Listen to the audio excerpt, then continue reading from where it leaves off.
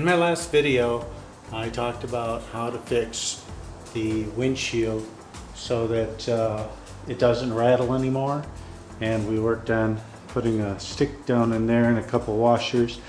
And as I understand, they have a new drive system now for 2018. This is a 2017, I believe 16, and maybe even 15 have the same mechanism on the 17 as I have here, but they've replaced it knowing that they have a problem with this windshield rattling. And although mine is fixed, it's better. I would say about 90% of the time it works pretty good, and you don't hear it rattle very much with these new little fixes that only cost me about $6. But the new mechanism, I've got them looking into it. It looks more like a window lift system or a regulator that you would have in a modern vehicle, a car. And they've adapted that.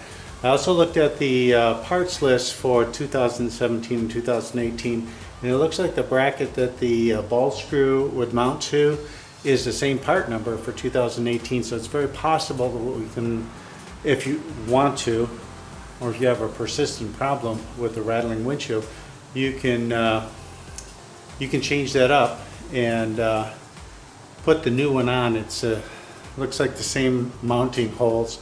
So I'm having my dealer in Michigan, that's out in Bloomfield, they're looking into it now to see what Indian's going to do. They're going to build a kit. They're going to have any kind of assistance in purchasing parts, maybe pay for labor to have it installed. But it looks like it wouldn't be too tough to install. So I'm checking into it. Not sure if I'm going to do it, if it'll be worth the money, but I just want to let you know about that. Today I'm going to do something different. As you know, on these we have a power supply in this area here. It's a USB. That's great. You want to stick your phone in there and tuck it away and charge it or anything else, that's great.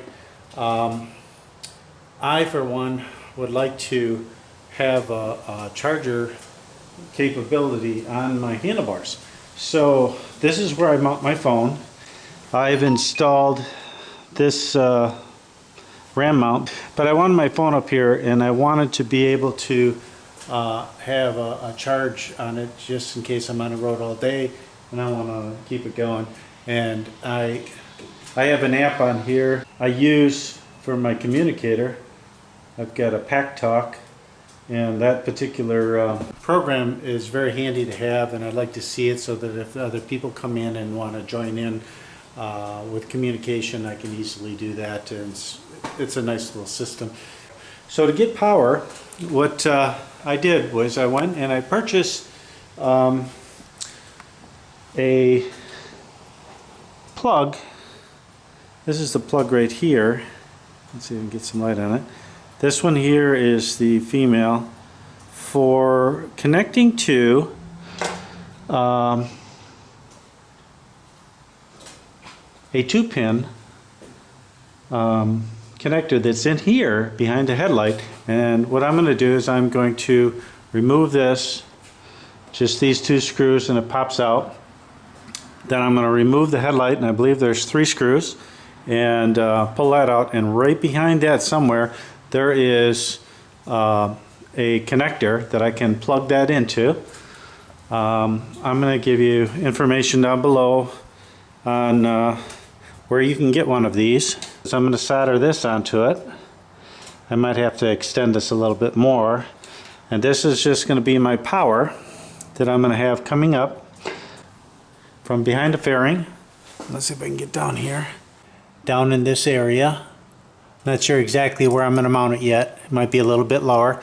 And then all I have to do is get my USB connector to go back and forth. But of course, you can see that's not a USB connector. So what I did was I purchased this here, which is everyone knows battery tender, and that has a the same kind of connector here, but it goes right to USB. So you've got a USB connection there. So this will plug into here. This plugs in behind a light, and now I've got extra power to my handlebars. And of course this is just shrink tube to clean it up, make it look nice. And that's going to be the project. So what I'll do is I'm going to set the camera down and take this off, take the light out, and see if I can find the connector that's supposed to be back there. Okay, for the first part we're going to take off, this is a 4mm, we're going to take these two out. These have a very low torque rating, so when you put them back in, make sure you put them to the proper torque rating. Now what I do to pop this out is you pull the ends here. Once you get that out, then you can slide your hand down in here. And that pops out. There's just these three here that pop into these rubber things right here. So it pops out real easy. When you put it back on, it's got a little hook on the bottom. So you set that in, you rotate it in, it goes on real easy. So this is an easy part. Okay, for this next part we're going to use a 10mm wrench, and we've got 3 bolts here that's going to remove this whole housing with the light and pull that out.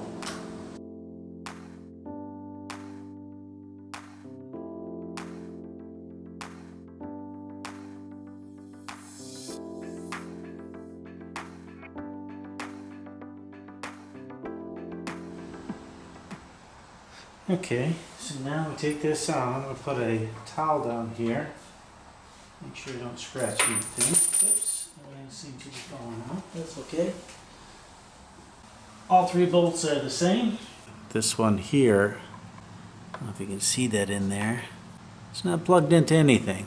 So I did remove just a little bit of tape to get at it. So that one's just tied in there.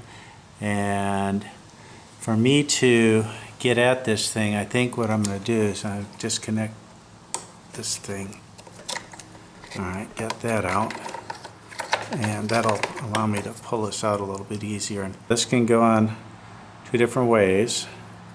And the way you want it to go on is with that little bit, let's see, get that in focus. The bigger, can we see that? Yeah. See the bigger bump on this one side here, the bottom, smaller one on the top, and the bigger one goes on the bottom to match up with this little lever here, and it'll snap right in. By the way, I didn't mention, this is a switchable connector, so when the bike is turned off, whatever's being charged by your cord, it shuts off too, so you're not going to ever drain your battery. So look on your right side of the bike. That's the right side, looking forward. And this big connector, which is right here, it's hooked onto that wire harness. Probably taped in there. Mine wasn't. It was visible. So. Okay, so next thing I want to do is I want to make sure I connect all my black wires together. Let's see if I can get in there. So there's a black and a gray on that, and the black is on the top. So remembering that that big bump goes towards that clip in here, black is on the top. I'm gonna keep that one black. I'm gonna hook all my black wires together, and I'm gonna put a little piece of tape on this. So this is gonna be the black, and I'm just gonna put a piece of tape on here just so that I know that this is the other one. One more thing, I noticed that you might not even need to take this headlight out, because this connector here can be accessed. You can access it from back here. You see my hand coming through? I hope you can see a hand. And if you can reach right over in this area here, see if I can put some light on that. Right here on this side is where you'll find this. And if you can find it, and if there's some tape on it, just take the tape off, and you could probably pull this right back without taking any of this front off. So now that I've taken it all apart, I'm going to put the front all back on, put the light in, put this chrome bezel back on, and then I'm going to work from the other side. Well, that's a bummer. I put this all back together. I was going to show you even putting it back together and how easy that was. But my battery died. So we skipped that. But it goes back together real easy. And now I'm going to work from the other side. Okay, so next thing we got to do here is we got to strip these. All right, so that's done. Now I've got some shrink tube here. Let's put the shrink tube on first. Alright, let's put a little extra on here just to get it started. A little coating. There we go. Put some extra on here.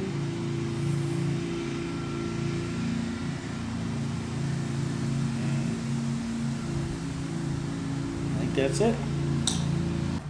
Tape this one off here so that I have no connection between the two under the shrink tube. Alright, so how long is that? Let's see, from end to end, or about 17 inches. That's going to be more than enough. Could be a couple inches shorter, but better safe than sorry. So now that that's soldered up, I'll go put a hairdryer in that, snug that up just a little bit more. I've got my cable all done here. I'm going to snap this in, and as you can see, the connector's very visible right here. So the bigger bump goes on this side here.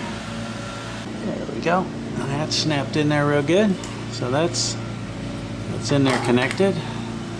Now my goal will be to have it mounted. Turn this up a little bit. Right in here. Now that I've run this in front of the triple tree and just over the bar, I started two tie straps already, and I'm going to put this through here like this, and I think that this is a good location for me. I'm going to snug up this one. That's probably in a good spot, and then I'm going to snug this one up also.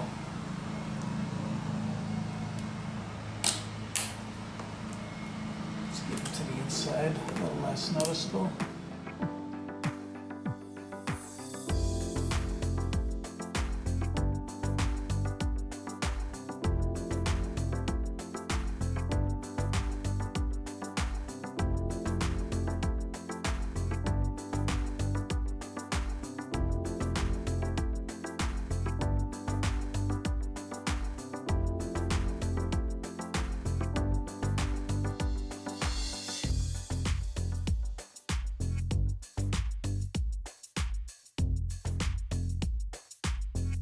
Okay, now that it's all hooked up, we've got the power on, the bike is off. Let's turn on my phone here.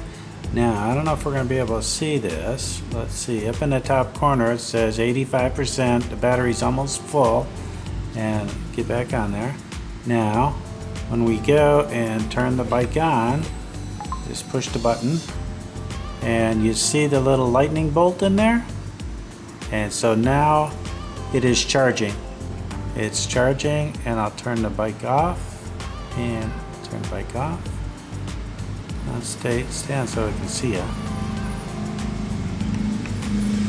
Okay, bike is off, and the lightning bolt went away. So now it's not charging. So that's a switchable connector.